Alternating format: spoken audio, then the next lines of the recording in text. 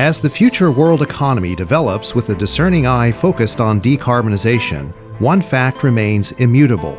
Consumers drive the demand for product manufacturing and the delivery of those products. Every aspect of sustainability begins and ends with consumer demand.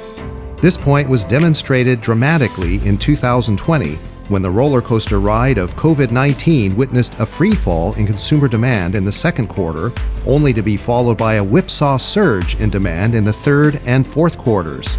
Online shopping was turbocharged as manufacturers faced huge requests to fill orders with unrealistic consumer expectations of overnight or two-day delivery. The worldwide supply chain felt the strain. Manufacturers temporarily shut down and then ramped up production at lightning speed. In the post-pandemic era, consumers hold the horse reins on the ever-changing path to sustainability and decarbonization. What will American consumers be able to sacrifice or adjust to reduce carbon emissions? Purchasing patterns have changed significantly in the last 2 decades. One trend that hasn't changed is massive consumer credit card debt. By April of 2023, credit card debt had reached over $1.24 trillion, averaging about $3,800 for every person, including infants, in the U.S. This record credit card debt was 13.1% higher than the previous year.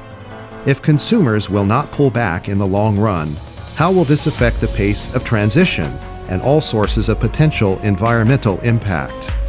The consumer hasn't really created the world that we live in. They like convenience, and they appreciate, they will select least cost solutions that they're offered. The conversation to date about sustainability and supply chain is usually around what should consumers do differently. I think to really meet the climate emergency, we will have to have sort of policies and pressures and education on every actor who influences and creates supply chains. I think there's a number of decisions that public agencies take as well as private entities take that are also will need to be sort of rationalized from a carbon intensity perspective. The battle cry for fast transition to decarbonization includes an emphasis on battery-operated vehicles. These vehicles range from automobiles to small trucks to buses to 18-wheeler semi-trucks and various vehicles used in specialty industries such as harbor-based marine terminals. To manufacture vehicle batteries, extensive mining of essential minerals such as lithium ore, manganese, nickel, and cobalt is necessary. One major hazard has been the environmental damage and human rights violations caused by the massive extraction process. Perhaps because the demand is so great and the urgency is so acute, corners are being cut to get the minerals to the market. Chinese company CATL, which is the world's largest producer of EV batteries, has been accused of maintaining significant investments in a lithium concern suspected of engaging in forced labor practices in the Uyghur Autonomous Zone. Another obstacle to electrical vehicle battery growth is the lack of substantial immersive funding that will be required to unearth critical minerals from all places across the globe. While the U.S. has significant untapped mineral deposits, the country has been mostly content with acquiring its minerals from other nations, avoiding the kinds of costs and environmental controversies confronting other countries. Estimates are that worldwide mineral demand could almost be met by 2030 if all nations seeking these minerals participate with major investments and the willingness to mine and extract from their own natural resources. However, meeting the demand of 2030 is not the same as replacing the entire fleet of internal combustion engines currently on the road. Today, only about 1% of registered vehicles on U.S. highways are electrical. Mother Earth may not hold enough lithium and cobalt to supply all the vehicle batteries necessary to transition the entire fleet here and worldwide. Meanwhile, the 102 human rights violations worldwide involving green mineral extraction cited by the Business and Human Rights Resource Center in London, England, should offer a sobering reminder that mining activities take a toll on the planet, including on the humans living near and working in those industries. Lithium extraction is challenging, sourced from Australian mineral deposits or groundwater brines in the Americas and China. Unlike fracking, it doesn't involve blasting or as many chemicals, but has a significant environmental impact. Mining 1 ton of lithium worth around $8,000 and capable of powering 90 electric vehicles consumes roughly 500,000 gallons of water, potentially disrupting ecosystems and posing drought risks to nearby communities. Battery production, akin to mineral extraction, is both energy-intensive and highly polluting. Most batteries, roughly 70% of global production, are made in China, where electricity comes from a largely coal-powered grid. It turns out that electric vehicles aren't always the perfect solution we might have hoped for. One of the biggest challenges is that manufacturing batteries for electric cars can actually generate a lot of CO2 emissions, which can cancel out some of the benefits of driving an electric vehicle. Well before all the issues were aired about greenhouse gases and climate change, there were concerns about air pollution and air quality. While technological advancements and the evolution of cleaner fuels have drastically improved air quality in major metropolitan areas, the fact remains that population centers encounter problems based on their human density, access to transportation corridors, industrial facilities, and the mix of retail with residential neighborhoods. Living near employment is an essential ingredient in both limiting emissions and reducing extensive roadway congestion. However, freedom of choice in where one lives is also an important component of the American tradition. Many people choose not to live near factories, airports, railway hubs and tracks, marine shipping terminals, container yards, and warehouses. Some people, due to economic circumstances, may not have a choice. Urban planning at its best can resolve many, but perhaps not all, issues with aging cities and aging infrastructure. Harbors, marine terminals, rail lines, and container yard facilities are limited by the location where the ports reside. Infrastructure around those ports needs periodic improvements to facilitate the growing demand for products by consumers near and far from the ports of embarkation and disembarkation. Warehouse facilities also need to be constructed closer to the major population centers to reduce the last mile and the last 50-mile delivery process and its contribution to congestion and emissions. Other concerns regarding urban planning include landfills to absorb waste products. If a landfill is far from an urban center, this travel distance also can contribute to roadway congestion and emissions. Using fewer packaging materials in manufacturing and implementing more recycling are two helpful practices for reducing excess waste. The trucks that are moving goods are trying to move as efficiently as possible. And if we don't find a way to make sure that they can move efficiently, they're going to take longer routes, they're going to take less optimal routes, and they're going to have not just more vehicle miles traveled, but also have more carbon impacts as they're trying to move throughout the region. So it's essential that our regional transportation system really has in mind the needs for each of the kinds of facilities to make sure that they're working optimally and safely so that we can move people and goods throughout the region in a way that makes sense, but also serves the growing population and the growing economy, but without dumping the impacts of that movement onto local communities more than we're seeing today. The ability to transport humans efficiently and quickly, along with the goods humans consume, is the hallmark of an organized, modern society. Building a dynamic society has relied upon the abundance of fossil fuels for more than a century. Now, as rapid adoption of decarbonization takes hold, zero emissions is the ultimate goal.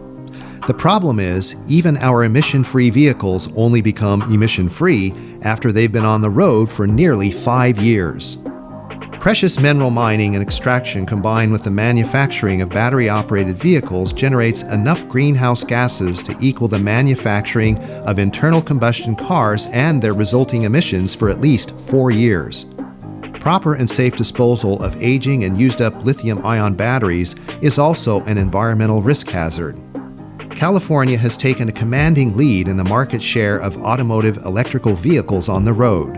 The Golden State's enormous 38.9% share of U.S. electrical vehicles eclipses the next closest states of Florida and Texas, which hold 6.7% and 5.4% respectively, and fourth place Washington State at 4.4%. California's substantial lead exists even though at least 2 studies have revealed a significant number of Californians have become frustrated with battery-operated vehicles due to their expense and the difficulty of charging these vehicles at home.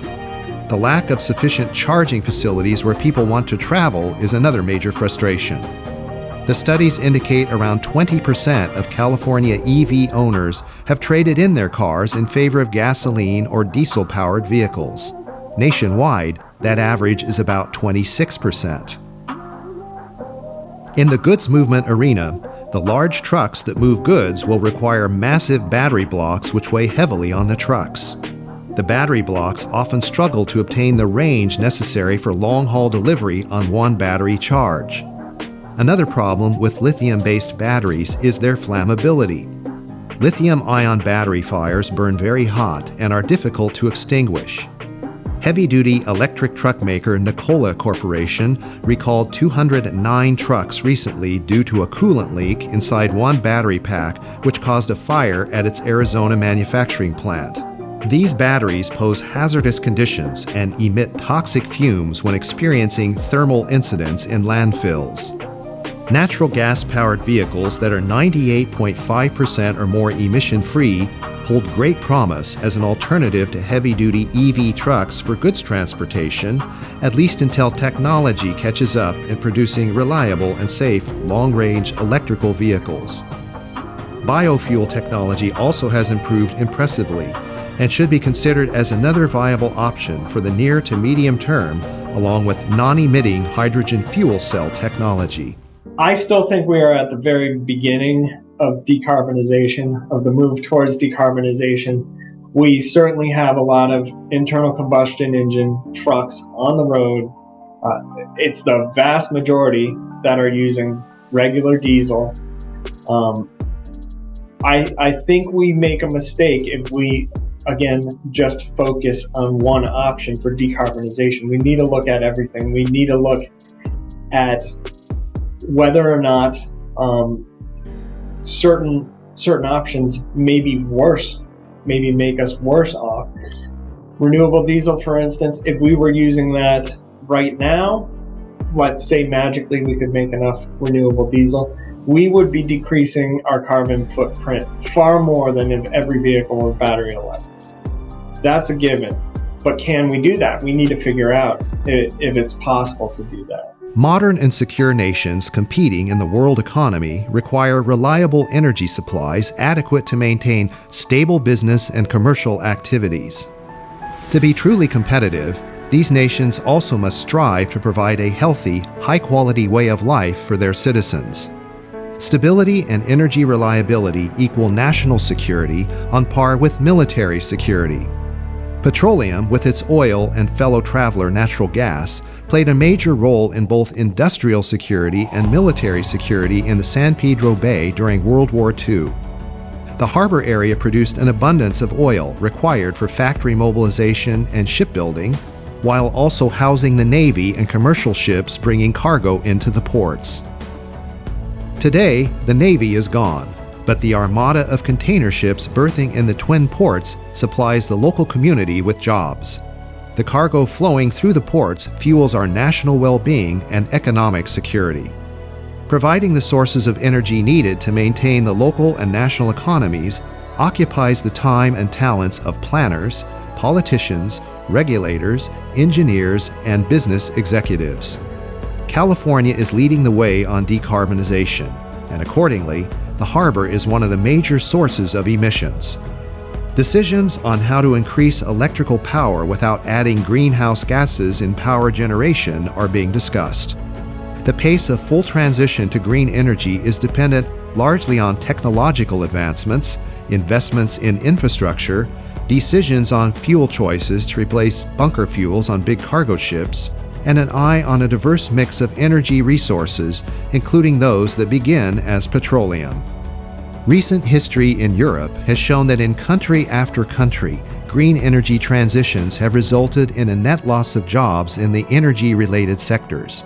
Studies done in Spain, Italy, Denmark, the United Kingdom, Germany, and the Netherlands over the past 12 years or more all revealed that green energy investments and government subsidies did not provide the substantial economic benefits envisioned.